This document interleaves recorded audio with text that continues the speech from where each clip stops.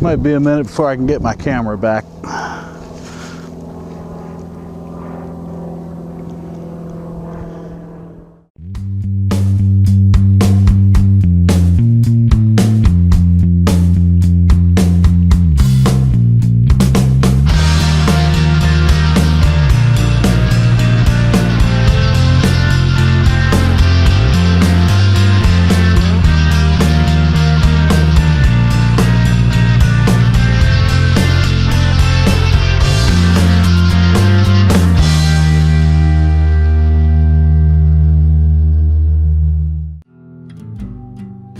Well, I'm off to start the winter season in Kensington Metropark.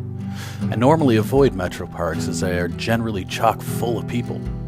Today I'm counting on winter's chill to keep the numbers down and therefore the noise down as well. Kensington in particular has a very large natural area with a few trails. Ideally, this means I'll encounter some wildlife that is both accessible in their own habitat and also more accustomed to human presence.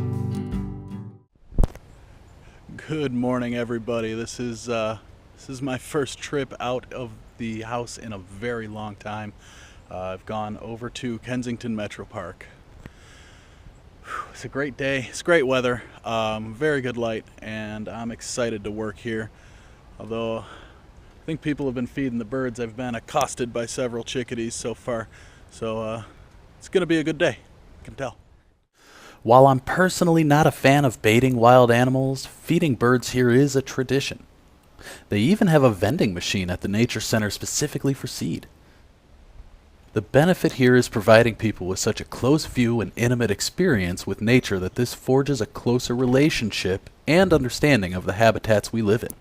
So, on the advice of the ladies in the visitor center here, well, the nature center as it were, I've chosen to walk the Wild Wing Trail first. It has a great diversity of environment. It's going to circle a pond that just so happens to hold a blue heron rookery, inactive now because of the winter, but it'll also walk through a marsh, back through the woods, giving me a lot of different opportunities to see different animals.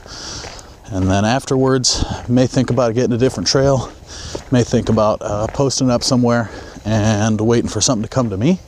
In terms of songbirds, that shouldn't be too difficult. They seem to be everywhere. So I'm going to go ahead and purposefully take them for granted while I look for something a bit more exciting. With all the attention I'm getting from the birds, it's silly not to try a couple of shots. While the subject matter might not be the most dramatic, simple shots like these can really boost a portfolio.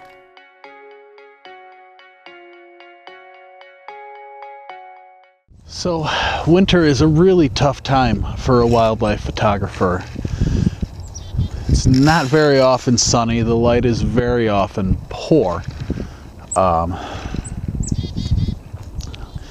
It's difficult to find what you're looking for, opportunities are thin on the ground. At the same time, there are less people out in parks.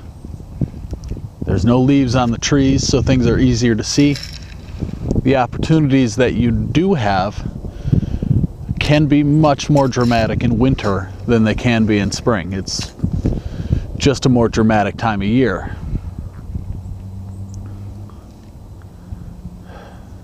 The one really useful thing about winter is that you can use this time in between opportunities to scout for locations. Do your research, find out where the animals will be when they come back, and make sure you are there when they get there. Speaking of scouting locations, I've got a pretty solid one here that I can put on the books for April into May. This island has a stand of trees, and in those trees are great blue heron nests. A group of them is known as a rookery. Now I've got a great spot here to see a few of the nests, and depending on how things go, I've got a boardwalk that'll give me about 180 degrees of access to these nests. So much of this hobby revolves around planning. Wildlife is unpredictable, so being in the right spot at the right time is crucial to increasing your chance of success. One mistake is all it takes to miss a great photo. All right, so I like to try and keep at least 20, 30 feet between me and the animal. If they feel comfortable enough to come closer, then by all means. But I'm not going to encroach upon them. Now, given the setting here, what I do is I try to zoom in on them as much as possible, and what that'll do is it'll make the composition a little bit more authentic. It'll eliminate the road, eliminate the trail that they're walking across here. It'll also help me create a very shallow depth of field so that the background, the foreground are completely blurry, and all you can see is what I'm focused on. We never get to choose when and where we will encounter wildlife. It's important to be prepared to take photographs no matter where they pop up. I've got my next big opportunity coming up. Just alongside the trail, I've come across some turkeys, and hopefully I can get close enough to get a decent shot without spooking them.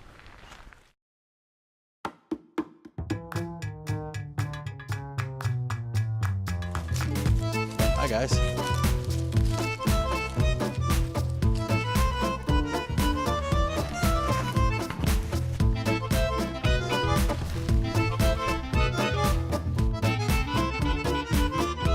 I've never seen an animal so ugly and pretty at the same time.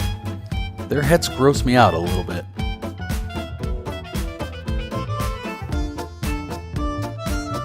But when the sun hits their feathers, wow! So this trail opens up alongside a clearing, and sure enough, there's a few deer in there. However, I can't get a clear shot of them because of all this tree cover, which is probably why they enjoy it so much.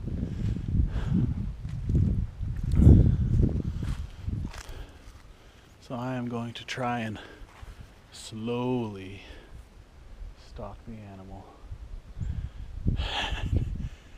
This isn't going to work out well, but I mean, everything else is eaten out of my hand. Why wouldn't they? So now's the time to try. I'm about 100 feet out. She's showing no signs that she cares that I'm here. She's seen me. We've made eye contact, but it's important with white-tailed deer to watch for that white-tail. That's your warning flag. That thing goes up, they're unhappy. She knows I'm here. I'm not a threat to her right now. So I'm gonna try and get into that field and set up without all this brush.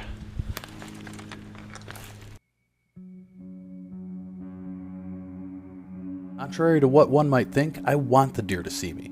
I have zero desire to startle a beast that outweighs me and can outrun me. So I move slowly and cautiously and never directly at it. Then I find a good spot, set up, and wait for the deer to get used to me being there and go back to its natural behavior. Okay, I have to be very, very, very careful right now. They're behind this tree. But there's a young buck. You might be able to see him peeking through the gap there. As a matter of fact, that's the shot I want. So right here, I'm gonna stop.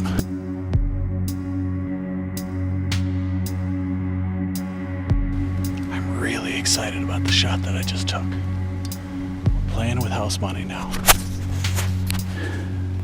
He keeps an eye on me. Okay, but the tail's not gone up yet. There, he's just gradually gonna work his way through. So I'm gonna take my shot here. I'm gonna move over there. There are 4 deer here. Now I'm not gonna move again. I've tested my luck enough. Got the buck front and center. There's 3 does behind the tree over there. Now you're looking at what I'm looking at.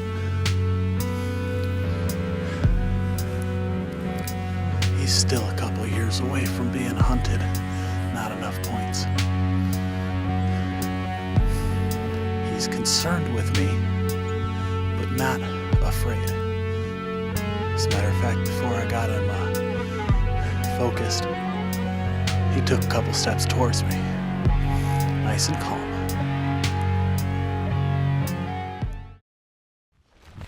Okay, so now that I don't have to hold my breath anymore, I don't have to whisper, I can finally say how excited I am. That was amazing. 75 feet away from a male white-tailed deer. 6 or 8 points, I don't know. I'll have to take a look at the amazing photos that I'm sure I pulled off with that. I can't believe it. It is maybe 5 days after hunting season ended. That was a wanted man over there. Did not care that I was there. Extraordinarily fortunate to have had that experience. I cannot wait to put this together so I can show you. Man, it's exciting.